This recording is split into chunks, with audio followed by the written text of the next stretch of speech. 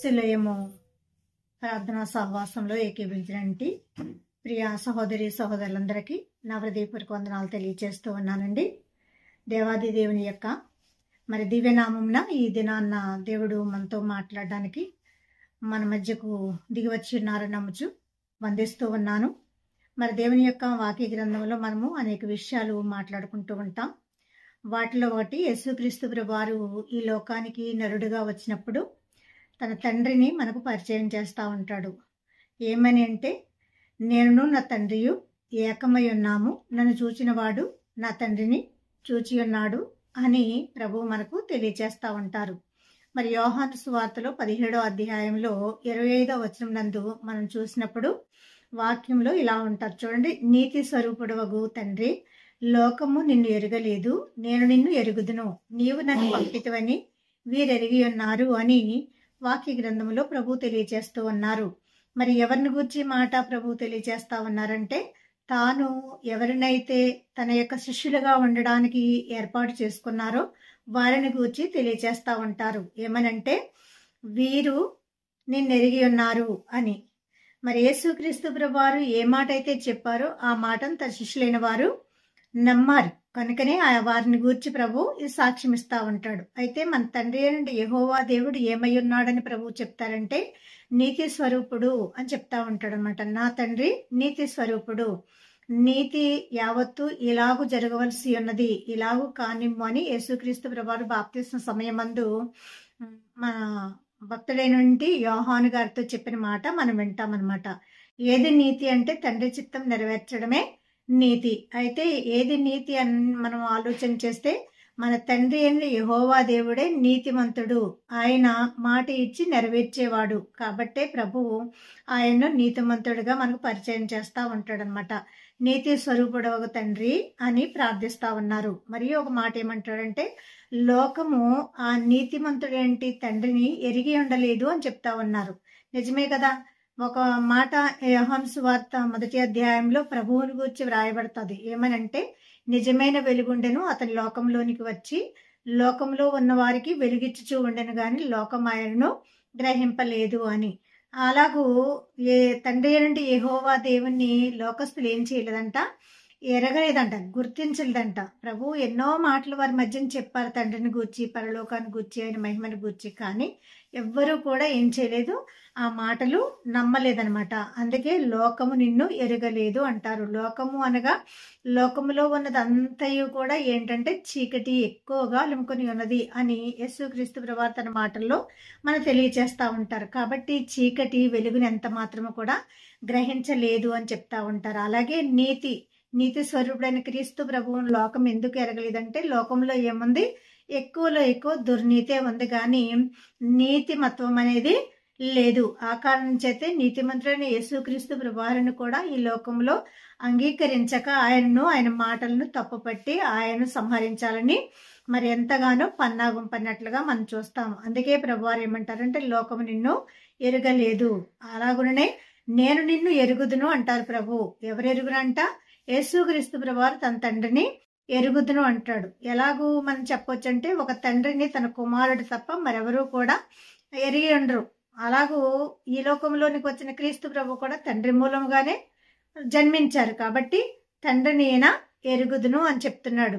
నేను ఎరుగను అని చెప్తే గనుక ఆయన అబద్ధీకుడై ఉండేవాడు. కానీ ఆయన నేను ఎరుగను అని అనలేదు, నేను ఎరుగుదును అంటాడు. ఇంకా ఏమంటారంటే, నీవు నన్ను పంపితవని వీరెరిగి ఉన్నారు అంటాడనమాట. ఎవరు పంపారని?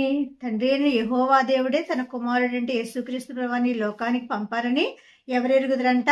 వీరు ఎరిగి ఉన్నారు. వీరు అన్నప్పుడు శిష్యులైన వారిని మనం చూస్తాం. ఆ కాలంలో శిష్యులు, ఈనాడు ఆయన ఎందు విశ్వాసం ఉంచిన ఆయన పిల్లలమైన మనమందరము కూడా ఒకానొక దినమందు ప్రభు వారిని ప్రశ్నిస్తూ ఉంటారు కదా. ఇదిగో లోకము నన్ను గూర్చి ఏమనుకుంటుంది అని అడిగినప్పుడు అందరూ కూడా ఒక ప్రవక్త అనుకుంటున్నారు, లేకపోతే చంపబడినంటి యోహాను భక్తులు అనుకుంటున్నారు. ఇలాగూ ఆయా విషయాలు శిష్యులైన వారిలో అనేకులు మనం చెప్తా ఉంటే, పేతురు మాత్రం ఏమంటాడంటే, నీవు సజీవుడైన దేవుని కుమారుడువైన క్రీస్తువు అంటాడనమాట. అంటే ఆయనకి ఏం తెలియజేయబడింది? పరిశుధాత్మ ద్వారా సత్యం బయలుపరచబడింది. కాబట్టి తండ్రి వలన బయలుపరచబడితేనే గాని నీవు ఈ మాట పలుకలేవు అని ప్రభువు ఆయన గురించి చెప్తా ఉన్నారు. కనుక వీరెరిగి ఉన్నారు అని చెప్పబడిన మాట ఎవరిని గురించి అంటే తన శిష్యులైన వారిని గూర్చే. యోహాను సువార్తలు 16వ అధ్యాయంలో మనం ఒక మాట చూస్తాం అనమాట. 29వ వచనంలో చూడండి, ఇదిగో ఇప్పుడు నీవు గుడార్థముగా ఏమీయో చెప్పక స్పష్టముగా మాట్లాడుచున్నావు, సమస్తమును ఎరిగి ఉన్నావనియు ఎవడునూ నీకు ప్రశ్న వేయనగత్యము లేదనియు ఇప్పుడు ఎరుగుదుము, దేవుని యొద్ద నుండి నీవు బయలుదేరి వచ్చితవని దీని వలన నమ్ముచున్నాము అని శిష్యులైన వారు ప్రభువును గూర్చి ఏమంటున్నారు, సాక్ష్యమిస్తా ఉన్నారనమాట. అంటే వీరు ప్రభువుని గూర్చి స్పష్టంగా ఎరిగి ఉన్నారు. అలాగూ లోకమైతే దేవుని గూర్చి స్పష్టంగా ఎరిగి ఉండలేదు. కాబట్టే ప్రభువు ప్రార్థన చేస్తూ చేస్తూ 17వ అధ్యాయంలో మరి ఒక మాట చెప్తారు చూడండి. తండ్రిని ప్రార్థిస్తూ ఆయన 19వ వచనంలో వారును సత్యమందు ప్రతిష్ఠ చేయబడినట్లు వారి కొరకై నన్ను ప్రతిష్ఠ చేసుకొంచు ఉన్నాను అంటారు. ఎవరమైతే ప్రభువును అంగీకరించి ఉన్నామో వారందరము కూడా సత్యమందు ప్రతిష్ఠ చేయబడాలని యేసుక్రీస్తు ప్రభువారు తన్ను తానే మరి సత్యమందు ఏం చేసుకుంటున్నాడంట, ప్రతిష్ఠ చేసుకుంటూ ఉన్నారంట. ప్రభువే నిశ్చయంగా తన్ను తాను ప్రతిష్ఠించుకున్నారు. కాబట్టి ప్రభువునందు విశ్వాసం ఉంచిన మనమందరం కూడా ఆయన యందు ప్రతిష్ఠ చేయబడవాలని మనందరి కొరకు ప్రభువు ప్రార్థించారు. 17వ వచనంలో మనం చూస్తాము, సత్యమందు వారిని ప్రతిష్ఠ చేయము, నీ వాక్యమే సత్యము అంటారనమాట. ఏదైతే సత్యమై ఉన్నదో ఆ వాక్యము మనం ఈ రోజు నమ్మి ఉన్నాం. ఆ వాక్యమే శరీరధారి మన మధ్య మసిలెను అనే వాక్యం మనం చూస్తాం. యేసుక్రీస్తు ప్రభువారిని గురించి ఈ మాట వ్రాయబడిందని మనం నిశ్చయముగా నమ్మాం. ఆ సత్య సంబంధుడైన క్రీస్తు ప్రభు తన తండ్రి అయిన యెహోవా దేవుని గూర్చి సాక్ష్యమిస్తూ ఈ లోకంలో ఆయన యందు భయభక్తులు కలిగిన మనమందరము కూడా దేవుని ఎరిగి ఉన్నాము అనే విషయాన్ని ప్రభు బయలుపరుస్తూ ఉన్నాడు. నిజంగా దేవుని యందు మనం భయభక్తులు కలిగిన వాక్యముల యందు నమ్మిక ఉంచిన వారము, అలాగే ఆయన యందు మనం ప్రతిష్ఠ చేయబడిన వారము అయితే గనక దేవుని నీతిమత్వం ఏదైతే ఉందో దానిని మన యందు మనం కలిగి ఉండవలసిన వారమై ఉన్నాము. దేవుని వాక్యం యెషయా గ్రంథంలో ప్రభు చెప్తాడు, మరి మనలను నీతి యందు ప్రతిష్ఠ చేశాను, సత్యమందు ప్రతిష్ఠ చేశామనే మాట విన్నాం కదండి. అలాగే దేవుడు ఏమంటాడంటే యెషయా గ్రంథంలో, మరి నేను వారికి నా సేవకులైన వారికి నా నీతిని ఎలా ఇచ్చాను అంటున్నాడు, స్వాస్థ్యముగా ఇచ్చాను అంటాడు అనమాట. నీతిమంతుడు యేసుక్రీస్తు ప్రభువారు తప్ప మరెవ్వరూ లేరని వాక్యం తెలియజేస్తా ఉంటది. నీతిమంతుడైన తాను తన నీతిని మనకు స్వాస్థ్యముగా ఇచ్చాడంటండి. స్వాస్థ్యముగా మనం ఎవరి దగ్గర ఏమీ విలువ పెట్టి సంపాదించుకోలేదు, కానీ ప్రభువే నిశ్చయంగా తన భక్తులు అనిపించుకున్న వారికి ఆయన ఆ నీతిని ఎలా ఇచ్చాడంట, స్వాస్థ్యంగా ఇచ్చాడంట. మరి ఇంకొక మాట చూస్తాం మనం యెషయా గ్రంథంలో 60వ అధ్యాయంలో 17వ వచనంలో చివరి భాగం, సమాధానమును నీకు అధికారులుగాను నీతిని నీకు విచారణకర్తలుగాను నియమించారని.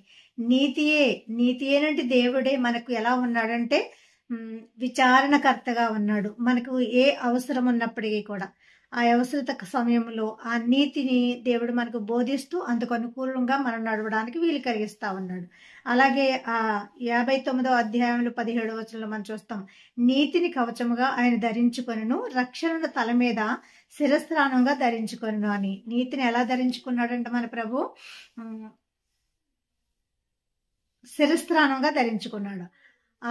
ఆ నీతిని ఆయన ఏం చేశాడు, కవచంగా ధరించుకున్నాడు అంటండి. కవచము అన్నప్పటికీ మరి రొమ్మునకు దట్టిగా ధరించుకునేది.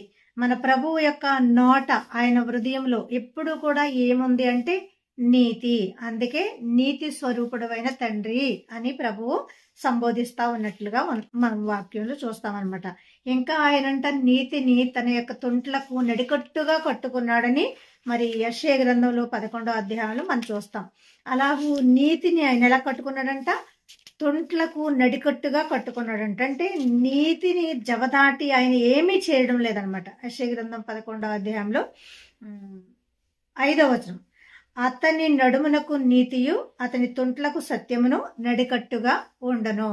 ఇలాగూ సత్యసంబంధుడైన క్రీస్తు ప్రభువును బట్టి మనం ఏదైతే నేర్చుకున్నామో దాన్ని అనుసరించడమే నీతి అని ఎరిగినటువంటి ఆయన పిల్లలమైన మనం అందరం కూడా ఆ నీతి మార్గం నుండి తొలగిపోకుండా ఎల్లప్పుడూ దేవుని యందు భయభక్తులు కలిగి ఉండి విశ్వాసంతో ముందుకు సాగుచు ఈ కడవరి కాలంలో రాకడ సమీపంలో అనేకమైన శోధనలు, ఇబ్బందులు, ఇరుకులు, సమస్యలు ఎన్నో రీతిన కల్లోల లోకంలో జరుగుతూ ఉన్నవని ఎరిగిన వారమైన మనము ఆయన నీతి రాజ్యం స్థాపించడానికి ఈ లోకానికి వచ్చాడని సత్యం ఎరిగి ఉన్నాము గనుక నిశ్చయముగా మన నీతిని మనం ఏం చేయాలంటే గట్టిగా పట్టుకొని దాన్ని ఎంత మాత్రం విడువక ఎడబాయక ఎల్లప్పుడూ నీతిని అనుసరించు వారమై ఉండి మనల్ని వెంబడించు వారు కూడా ఆ నీతి రాజ్యంకు వారసులుగా ఉండినట్లుగా మన యొక్క ప్రవర్తనా స్థితి అంతట్లోనూ కూడా నీతిని కలిగి ఉండడానికి ప్రయాసపడు దీవెన ప్రభు మనందరికీ అనుగ్రహించును గాక. ఆమేన్. వాక్యం ఇంతవరకు శ్రద్ధగా ఆలకించిన మీ అందరికీ నా హృదయపూర్వక వందనాలండి. దేవాదేవుని యొక్క దివ్య ఆశీస్సులు మీ అందరికీ కూడా కలుగును గాక. ఆమేన్.